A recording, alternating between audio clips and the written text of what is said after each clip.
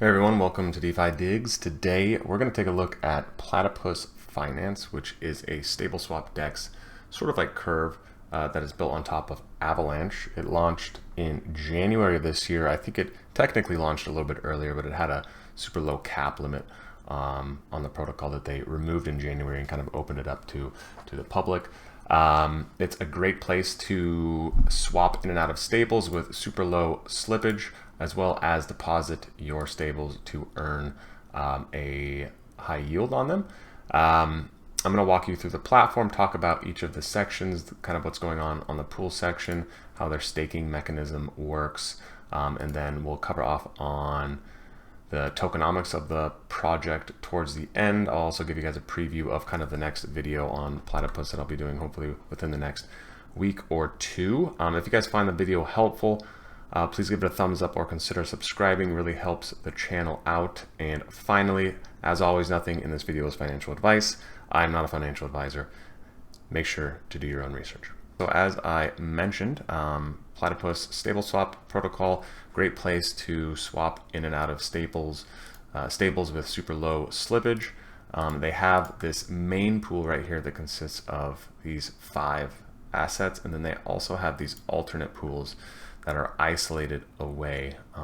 This is mostly just done as kind of a risk management thing. These are all algo stables. So if something were to happen to one of these stables like MIM or UST, a DPEG or an exploit or something like that, it would be isolated into this pool and wouldn't affect the other pools. So that's kind of the difference between the alt pools and the main pools. They do have the staked AVAX pool, which just recently launched, which I'll kind of review a little bit later. But let's chat about the main pool and kind of everything that we're seeing and sort of the nuances of the protocol itself. So what we're looking at here, we have the base APR, which anybody is going to be receiving whenever they add one of these assets into the pool and then stake it, similar to how you would stake an LP token.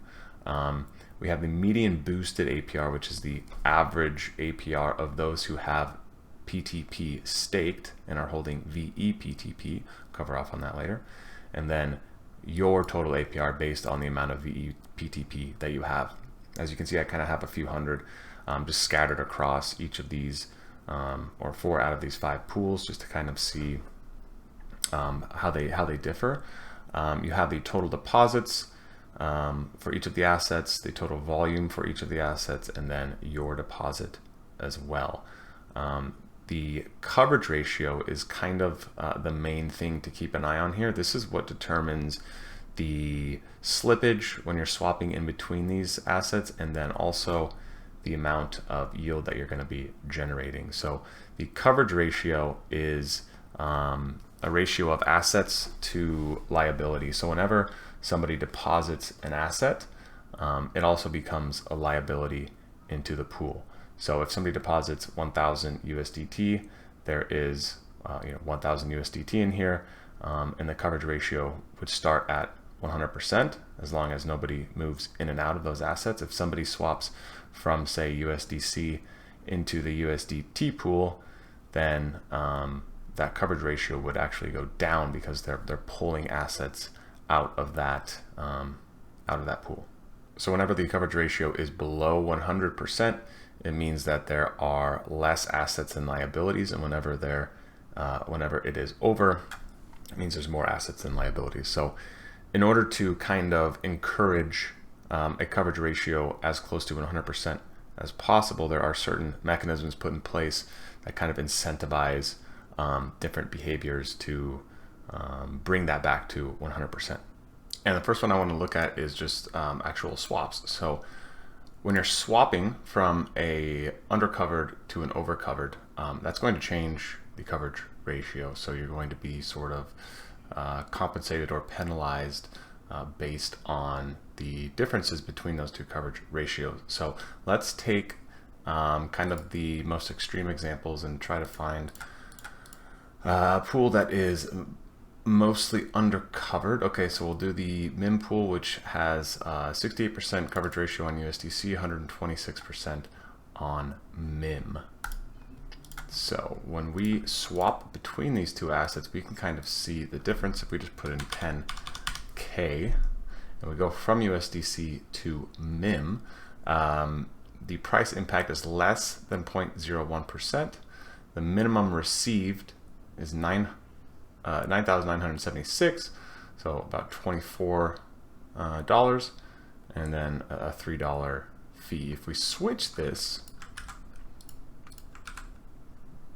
you can see our price impact goes up quite a bit, and we only receive 9,918 USDC, so about $82. So quite a big difference there, and that's because in the first example, when we swapped from USDC to MIM, we are basically putting in USDC, which is the undercovered asset, and we are pulling out MIM, which is the overcovered asset. So we are essentially helping bring that coverage ratio back to equilibrium.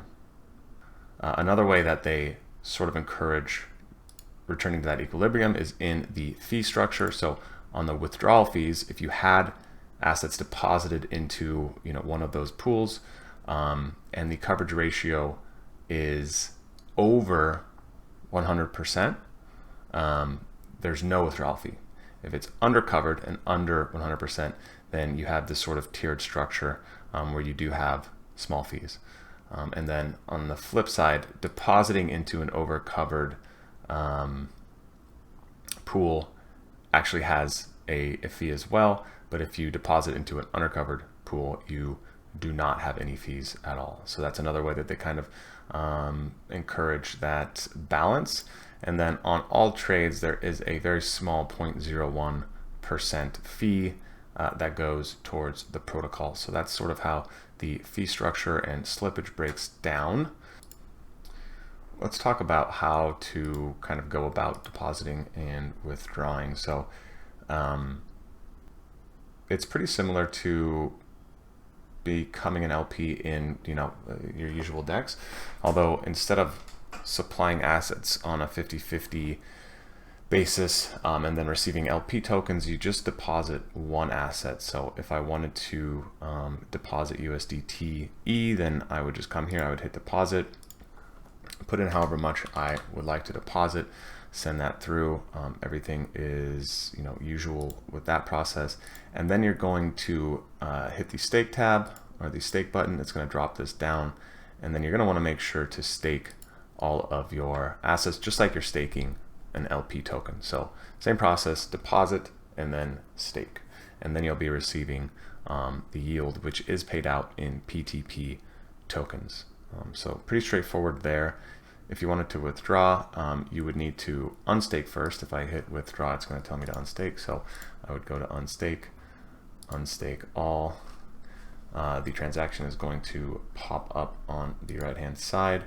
I'm not going to send it through right now, but that would pull the funds out and then would auto claim whatever rewards you're getting on that asset within that pool. The emissions do vary depending on the assets, and it is also worth mentioning that in their interest rate model, the higher the coverage ratio, the greater the PTB emissions are to that stablecoin. So I haven't really seen this in practice. We have a coverage ratio of 104% here. My APR is 11%. And here the coverage ratio is 98% and my APR is about 13%. So it's actually higher on USDT, even though the coverage ratio is lower. So I think the emissions to each asset is just different. And then that's kind of balanced out some by the coverage ratio. I'm not exactly sure on that. That's kind of the one piece that I'm unclear about, but that is, I think, worth mentioning, that apparently the higher the coverage ratio, the greater the emissions.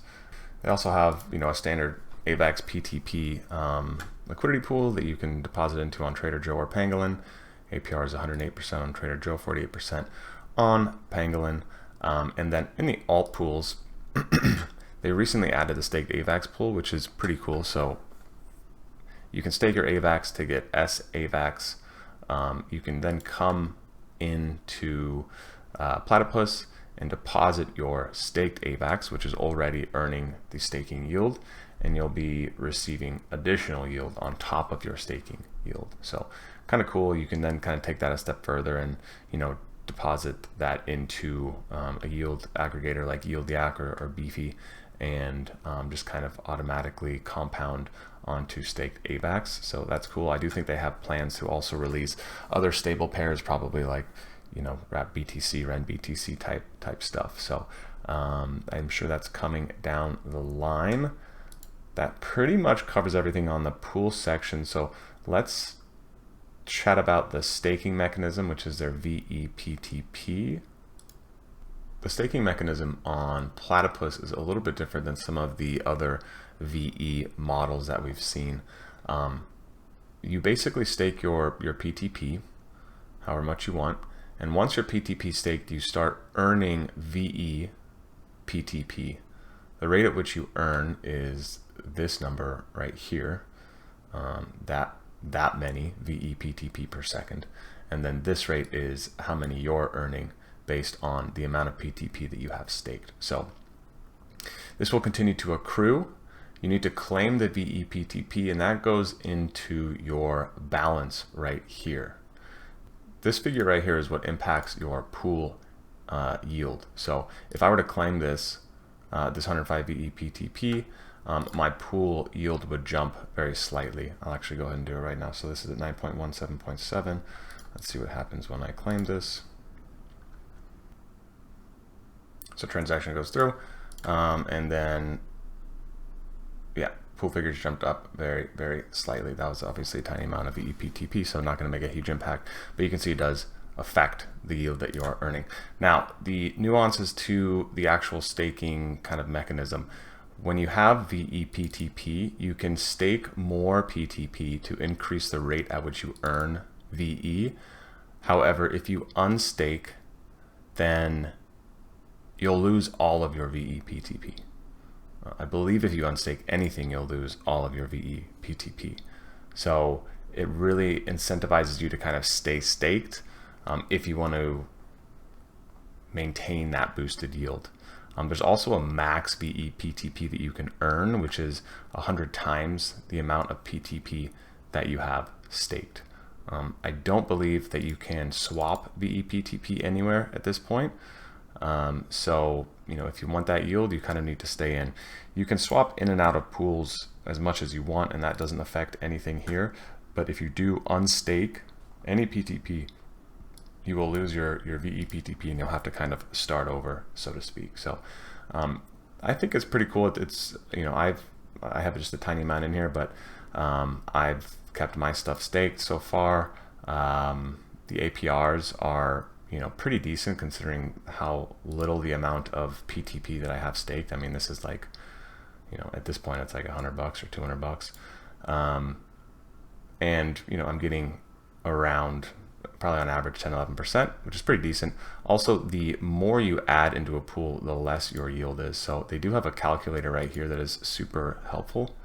And I can walk you guys through it really quick. Let's say we want to do the USDC on main pool. So you have the option of selecting either vePTP or PTP to do this sort of interest rate calculations on. So let's just say that instead of 68, I have 500 PTP staked. And I've had it staked for 2 months. That's going to calculate how much vePTP I would have. If I deposit $250, 21% yield. If I do $2,500, it goes down to 6.7. But you can also spread it across, as I've done in the pool section, across many of these assets. So if I had 1,000, let's say I had $5,000, I could do 1,000 in USDC at 10%. If I did all 5,000 here, I would get 4.7. So if I did 1,000 on USDC, I would get 10.6%. Let's say I went into the UST pool and I did 1,000 there, 7.7. Of course, you'd want to find 8.9 versus 4% if I did all 5,000. So if you kind of spread it across different pools based on coverage ratios and things like that, you can get your boosted APR up to a decent amount. So kind of a cool mechanism. I know there's a few other protocols doing it like this. This is kind of the main one that I've interacted with, but I gotta say I do like it so far. That's pretty much the platform itself. There's of course the swap section, which is just your basic swap. You can adjust your slippage settings, of course, make sure that you don't have high slippage on. But this is, you know, your standard swap feature here. Okay, so let's look at the token distribution really quick, and then we'll kind of wrap things up here. So 300 million PTP tokens total supply. Of that, 15% has been allocated to the team, 16% to private sale, 2% to advisors. So that's 33% to insiders, which is pretty high. I've seen higher than that, but I've definitely seen a lot lower. So something to consider. Make sure that you're looking at the vesting schedule here, and just kind of keeping that in mind if you're looking to PTP as a potential investment. But I do like the actual kind of tokenomics and token utility and the way they have the vePTP lockup. That also kind of leads to some interesting mechanisms. I'll cover off on them really quick right now. I am going to make a video separately about these protocols probably in a week or two, but the vePTP mechanism kind of opens up the ability for protocols to accumulate PTP tokens and then just generate a ton of vePTP sort of in perpetuity. So you can kind of think of this as like a convex curve model, but in specifically more related to Platypus's model. So two of those are Vector and Echidna, and basically you give them your PTP tokens, they'll give you a derivative in exchange. In Vector's case it is XPTP, and then they just stake that PTP in perpetuity and just accumulate a ton of vePTP, which then allows you to kind of utilize the pools that they have and the yield that they're getting based on the amount of vePTP that they have accumulated. So kind of cool. These two are competitors. I will do deep dives into them in another video, but just wanted to let you know that that video is coming. So that wraps us up for Platypus. If you guys found the video helpful, please consider subscribing. If I missed anything, if there's anything you want to see in future videos, if you have any questions, go ahead and hit me in the comments, or you can also reach me on Twitter at DeFiDigs. Have a good one, guys.